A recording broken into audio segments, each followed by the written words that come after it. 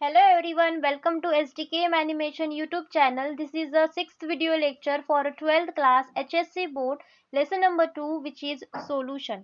So हमने previous video lecture में ideal solution, non-ideal solution क्या होता है, then after that positive and negative deviation based on Raoult's law, ये सभी टॉपिक हमने कवर किए थे.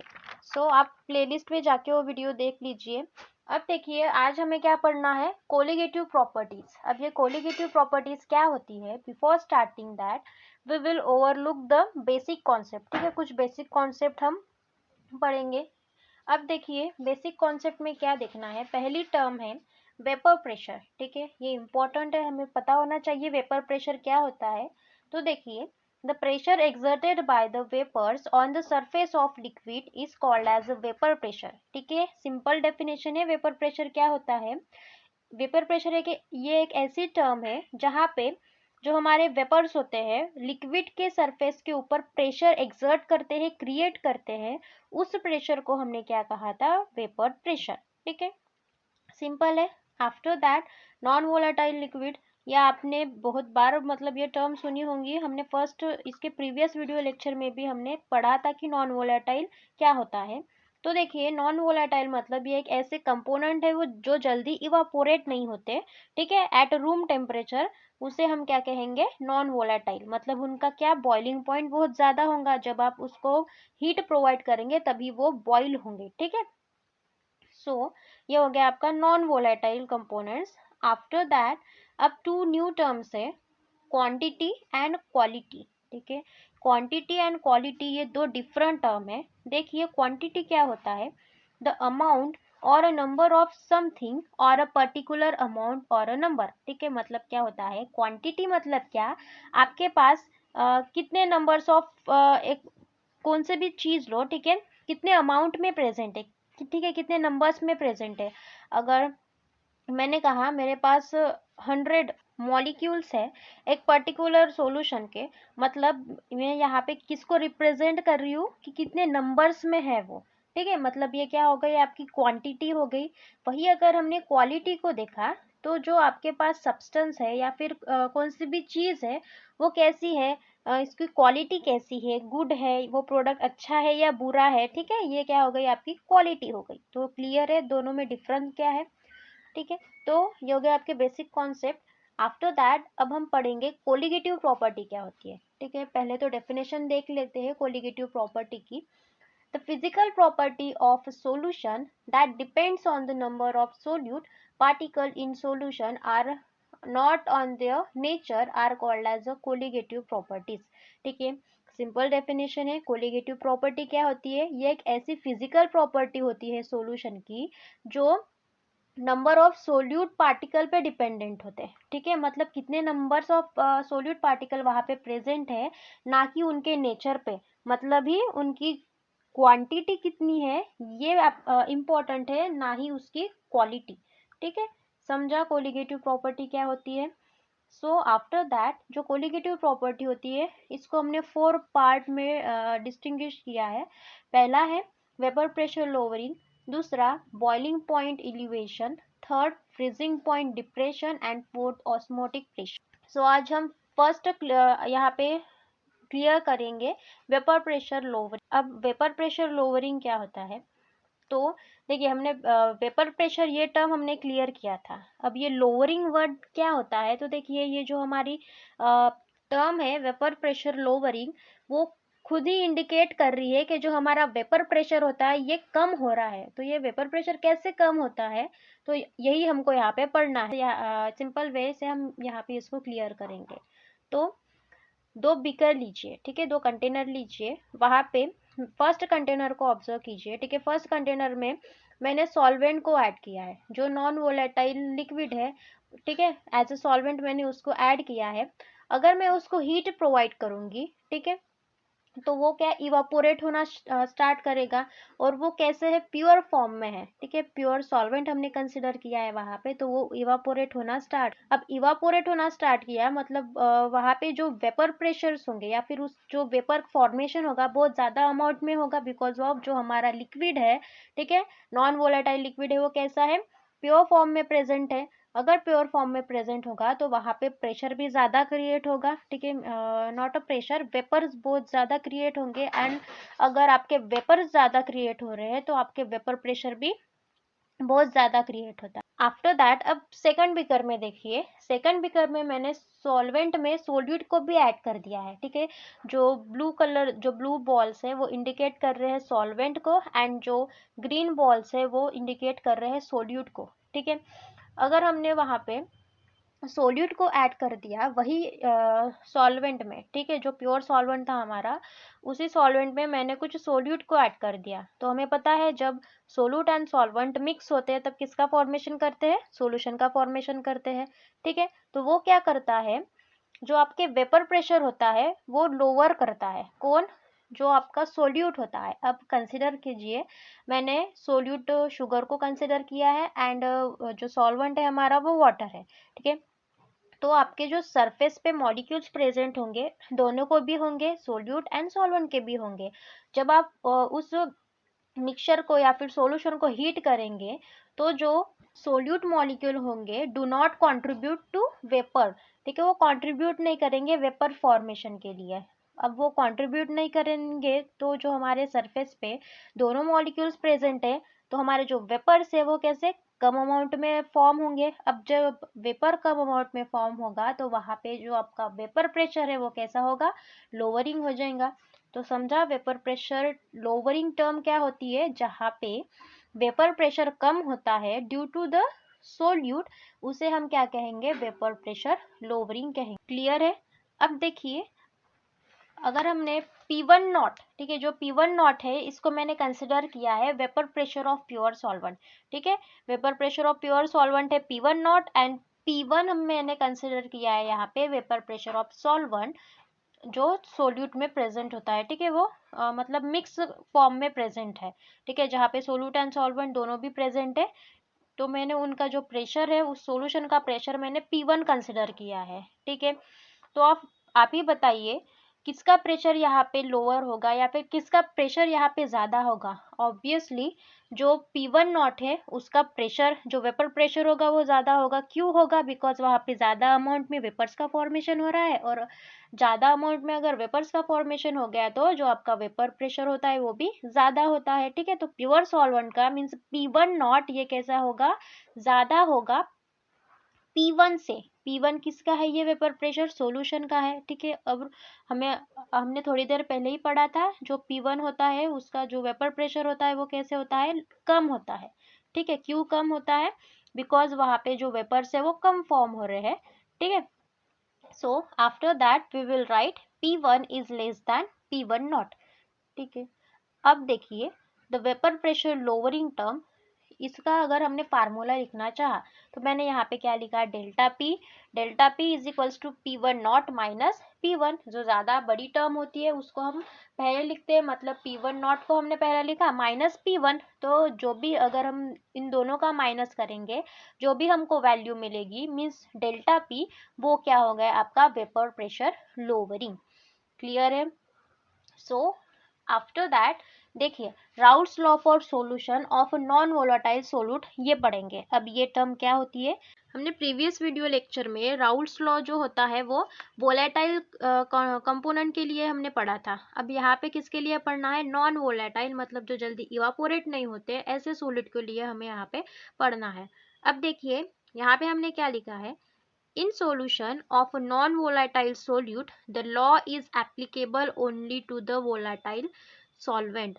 देखिए, जो हमारा सॉल्यूशन है, ठीक है, जहाँ पे नॉन वोलेटाइल सोल्यूट होगा, ठीक है, उसके लिए ये रूल एप्लीकेबल नहीं है। तो किसके लिए है, जो वोलेटाइल सॉल्वेंट है आपका, मीन्स अब वोलेटाइल सॉल्वेंट क्या हो गया, तो देखिए मैंने एक एग्जांपल दिया था आपको कि जो आपका सॉल्वेंट है वो वाटर है एंड सोल्यूट है वो शुगर है, ठीक है। तो देखिए, जब मैंने वाटर को हीट किया तो वो जल्दी इवापोरेट हो जाएगा, ठीक है, और जो जितने भी लिक्विड्स होते हैं वो इवापोरेट होते ही रहते हैं, आपने अगर उसको हीट दी भी या फिर नहीं भी दी, ठीक है, कुछ दिन बाद होंगे बट होता है।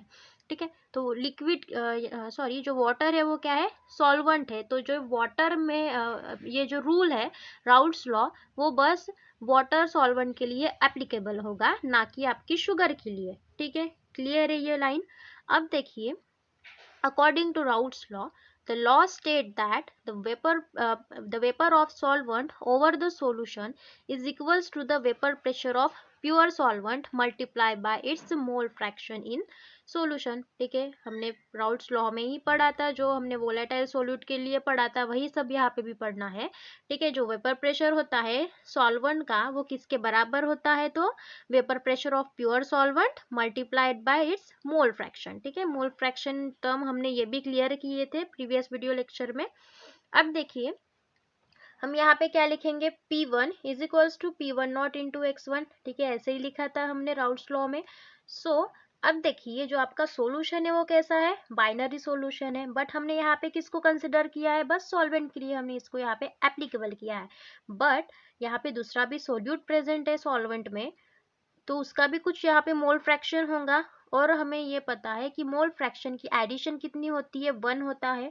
ठीक है, तो x1 plus x2 is equals to 1। अगर मैंने यहाँ से x1 की वैल्यू फाइंड आउट की तो क्या मिलेगा, 1 माइनस x2 ये मिलेगा।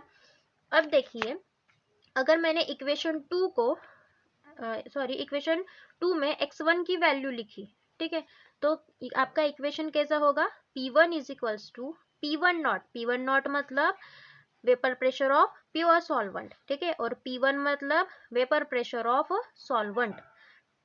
फिर P1 not in bracket 1 minus x2 मतलब हमने x1 की वैल्यू यहाँ पे रख दी। अब अगर ब्रैकेट को हमने मल्टीप्लाई किया P1 नॉट से तो क्या मिलेगा, P1 naught minus P1 not into x2, ये वाली टर्म मिलेगी। अब आफ्टर दैट जो आपका P1 को मैंने राइट साइड में शिफ्ट किया तो मुझे इक्वेशन क्या मिला, P1 naught minus P1 is equals to P1 into x2 ये मिला। और हमने थोड़ी देर पहले ही पढ़ा था कि जो डेल्टा P होता है उसकी वैल्यू क्या होती है, P1 नॉट माइनस P1। तो जो P1 नॉट माइनस P1 है उसको हम ऐसे भी लिख सकते हैं delta P, delta means P means vapour pressure lowering. तो ठीक है, वेपर प्रेशर लोअरिंग ये किसके बराबर होता है, तो P1 नॉट इंटू x2। ठीक है, मतलब हम ऐसे कह सकते हैं vapour pressure lowering is directly proportional to mole fraction. ठीक है, मतलब मोल फ्रैक्शन आ गया। तो मोल फ्रैक्शन क्या इंडिकेट करता है, कितने अमाउंट में आपका एक पर्टिकुलर कंपोनेंट वहां पे प्रेजेंट है। ठीक है, तो ये ओबे कर रहा है किसको, कोलिगेटिव प्रॉपर्टी। ठीक है, कोलिगेटिव प्रॉपर्टी ने यही कहा था कि आपके नंबर्स के ऊपर, ठीक है, कितने अमाउंट में वो आपका सब्सटेंस प्रेजेंट है उसके ऊपर डिपेंडेंट होता है। ठीक है, तो ये आपका जो राउल्ट्स लॉ है फॉर नॉन वोलेटाइल सॉल्यूशन, ये इसके लिए इक्वेशन है। अब देखिए, आफ्टर दैट जो हमारा इक्वेशन था P1 is equals to P1 not into x2, इसके लिए एक ग्राफिकल रिप्रेजेंटेशन देख लेते हैं। ठीक है, अब देखिए graphical representation for the P equals to P1 not into x2 equation. So जो x एक्सिस है वहां पे मैंने मोल फ्रैक्शन कंसिडर किया है and on y axis vapour pressure.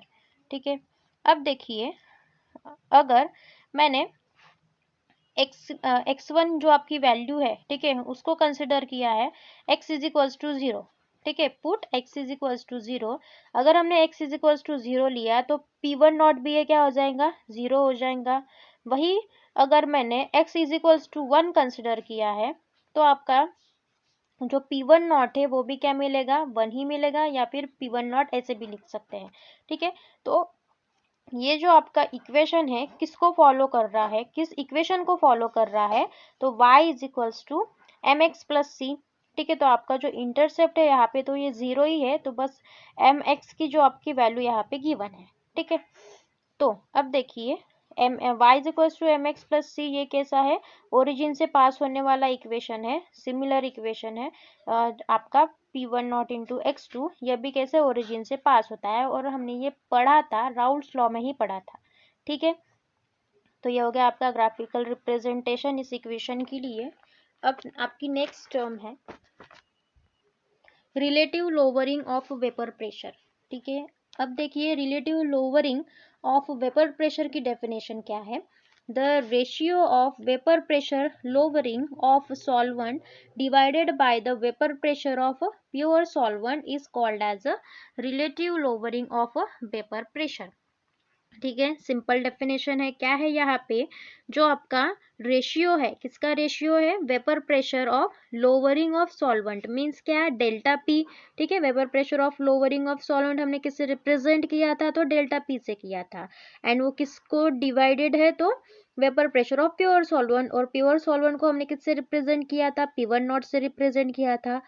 And after that हमने डेल्टा पी की भी वैल्यू फाइंड आउट की थी, क्या थी वो, P1 नॉट माइनस P1 थी, तो वही हमने लिखा था, यहाँ पे लिखा है कि जो रिलेटिव लोअरिंग वेपर प्रेशर होता है ये किसके बराबर होता है, P1 naught minus P1 divided by P1 naught. ठीक है, ये हो गया आपका इक्वेशन नंबर 4। अब आफ्टर दैट जो आपका इक्वेशन 3 है, ठीक है, वो इक्वेशन 3 आपको क्या इंडिकेट कर रहा है, तो देखिए इक्वेशन 3 हमने क्या पढ़ा था, जो डेल्टा P है किसके बराबर होता है, P1 नॉट इंटू x2, ऐसे कहा था। देखिए अगर हमने जो हमारा P1 नॉट है, डेल्टा P के अगर हमने डिवीजन में लेके गए, मतलब delta P divided by P1 not, तो हमें क्या मिलेगा, किसके बराबर मिलेगा, मोल फ्रैक्शन। ठीक है, मतलब x2 ये मिलेगा। तो यहाँ पे हमने वही लिखा है, delta P by P1 is equals to x2, और x2 is equals to P1 naught minus P1 is equals to P1 naught. ठीक है, ये P1 नॉट माइनस P1 किसकी वैल्यू है, डेल्टा P की वैल्यू है। तो ये हो गया आपका रिलेटिव लोअरिंग प्रेशर के लिए फार्मूला। देखिए जो रिलेटिव लोअरिंग प्रेशर होता है ये किसके बराबर होता है, मोल फ्रैक्शन। ठीक है, हमने यहाँ पे लिखा है the relative lowering of vapour pressure is equals to the mole fraction of solute in the solution. ठीक है, जो सोल्यूट का मोल फ्रैक्शन होता है वो रिलेटिव लोअरिंग प्रेशर के बराबर होता है, और जो रिलेटिव वेपर प्रेशर है वो किसको फॉलो करेंगे, अगेन यहाँ पे कोलिगेटिव प्रॉपर्टी। ठीक है, बिकॉज कोलिगेटिव की प्रॉपर्टी ये जो डेफिनेशन है वो क्या इंडिकेट करता है कि कितने अमाउंट्स में आपके जो सोल्यूट पार्टिकल्स है वो प्रेजेंट है। ठीक है, ये हो गया आप relative lowering of vapour pressure के बारे में। आफ्टर दैट देखिए हम नेक्स्ट टर्म पढ़ेंगे हमारे। ठीक है, अब ये क्या होता है, तो देखिए हमने जो relative lowering of vapour pressure ये फार्मूला पढ़ा था, जो हमारा इक्वेशन नंबर 5 है वो किसके लिए है, relative lowering of vapour pressure के लिए है। देखिए इन इक्वेशन 5, ठीक है, क्या इंडिकेट कर रहा है कि जो रिलेटिव लोअरिंग प्रेशर होता है वो किसके बराबर होता है, mole fraction x2 of solute. ठीक है, x2 यहाँ पे जो हमारा इक्वेशन है वही इंडिकेट कर रहा है, means delta P divided by P1। ये क्या है आपका रिलेटिव लोअरिंग वेपर प्रेशर है, तो ये किसके बराबर हो गया यहाँ पे, x2 means mole fraction of solute. ठीक है, अब इस इक्वेशन में देखिए हम x2 को इलाबोरेट करेंगे। ठीक है, मतलब x2 को यहाँ पे उसके वैल्यू सब्स्टिट्यूट करेंगे। हमें x2, हमारा जो x2 है वो क्या है, मोल फ्रैक्शन है। तो मोल फ्रैक्शन को हम ऐसे लिख सकते हैं कि ये जो कौन सा भी कंपाउंड होगा, ठीक है, mole fraction of any compound of solution is equal to its moles divided by total moles in the solution. ठीक है, वो किसके बराबर होता है, मोल फ्रैक्शन एक पर्टिकुलर कंपोनेंट का, उसका जो मोल्स होता है। ठीक है, इसके जो उस पर्टिकुलर कंपोनेंट के मोल्स और divided by total mole of solution. तो हम x2 का ऐसे लिख सकते हैं, n2 divided bye nx plus n2। अब यहाँ पे हमने n2 को ही क्यों लिखा, बिकॉज अब जो हमारा मोल फ्रैक्शन है वो किसके लिए है, x2 के लिए है। ठीक है, तो x2 is equals to n2 divided by n1 plus n2, हमने यहाँ पे ऐसे लिखा। बट यहाँ पे एक बात ध्यान में रखनी है हमें कि जो हमारा सॉल्यूशन है वो सॉल्यूशन कैसा है, बहुत ज़्यादा डाइल्यूट है मतलब क्या, वहाँ पे जो हमारी वाटर की क्वांटिटी होंगी वो कैसे, बहुत ज़्यादा अमाउंट में प्रेजेंट होंगी, और जो आपका सोल्यूट पार्टिकल है वो कम होगा। तो देखिए अब सोल्यूट पार्टिकल कम है यहाँ पे, तो जो सोल्यूट पार्टिकल है n2, जो नीचे वाली टर्म है, ठीक है, n1 प्लस n2, वहाँ से मैंने n2 को निगलेक्ट किया। ठीक है, मतलब उसको कंसिडर नहीं करेंगे, क्यों, बिकॉज वहाँ पे जो हमारा सॉल्वेंट है वो ज़्यादा अमाउंट में प्रेजेंट है। ठीक है, तो बिफोर स्टार्टिंग दिस इक्वेशन, या फिर इसको हम डिराइव करने से पहले देखिए कुछ जो टर्म्स है वो पहले देख लेते हैं, ठीक है। अब देखिए x1 क्या है, आपको पता है, हमने पढ़ा है x1 is a mole fraction. अब ये किसके लिए है, तो सॉल्वेंट के लिए हमेशा ध्यान में रखना, ठीक है। x1 is equals to mole fraction of solvent, x2 किसके लिए है, मोल फ्रैक्शन ऑफ सोल्यूट, ठीक है। फिर n1 मतलब क्या, number of moles of solute, and n2 is the number of moles of solvent, ठीक है। अब देखिए आफ्टर दैट जो W1 है किसके लिए है, mass of solvent, and W2 क्या है, mass of solute. Then after that जो M1 एंड M2 टर्म्स है, ये molar mass of solvent is m1 and m2 is a molar mass of solute, ठीक है। क्लियर है, ये टर्म्स ध्यान में रखना है, ठीक है, किसके लिए हम कौन सा रिप्रेजेंटेशन यूज कर रहे हैं। सो आफ्टर दैट हम कहाँ पे थे, जो x2, ठीक है, x2 में जो n2 था, जो डिवीजन में है, वहां से उसको हमने निगलेक्ट किया था। क्यों निगलेक्ट किया था, जो हमारा सॉल्वेंट है वो ज़्यादा अमाउंट में प्रेजेंट है एज कम्पेयर टू सोलूट, ठीक है। सो देखिए हम इस इक्वेशन को ऐसे लिख सकते हैं, फिर x2 is equals to n2 divided by n1, ठीक है। अब ये ऐसे लिखा, तो फिर n2 एंड n2 की वैल्यू यहाँ से हम डिराइव करेंगे, ठीक है। तो देखिए for n2 we can write, या फिर n2 मतलब क्या होता है, नंबर ऑफ मोल्स होता है। नंबर ऑफ मोल्स का फार्मूला ये पता होना चाहिए, क्या होता है, mass divided by molar mass, ठीक है। So for n2 mass means mass क्या है, mass of solute divided by the molar mass of solute, ठीक है। अब जो हमारा n2 है, हमने किसके लिए रिप्रेजेंट किया था, यहाँ पे सोल्यूट के लिए रिप्रेजेंट किया था, ठीक है। तो जो हमारा मोलर मास है, ठीक है, एंड मास है, वो क्या होगा, W2 डिवाइडेड बाय m2, ठीक है। ये हो गया n2 के लिए। सेम वैसे n1 के लिए लिखेंगे, ठीक है। Number of moles for n1 molecule, n1 means solvent के लिए W1 divided by W2, sorry W1 divided by m2। W1 means mass of solvent divided by m2 means molar mass of solvent, ठीक है। अब देखिए यहाँ पे n2 and n1 की value अगर हम सब्स्टिट्यूट करेंगे तो हमको हमें यहाँ पे क्या मिलेगा, delta P divided by P1 naught is equals to W2 into M1 divided by M2 into W2, ठीक है। ये हो गया formula for molar mass of solute from vapour pressure lowering, ठीक है। क्लियर है ये टर्म। ये बात हमेशा ध्यान में रखनी है कि यहाँ पे बहुत सारे फार्मूलाज है, तो आपको यहाँ पे लिस्ट बना देनी है, ठीक है। वीडियो के एंड में मैं आपको यहाँ पे लिस्ट प्रोवाइड करूँगी इनकी। आज के लिए बस इतना ही। इसका न्यूमेरिकल हम नेक्स्ट वीडियो लेक्चर में देखेंगे। If you like this video, so please like, share and subscribe.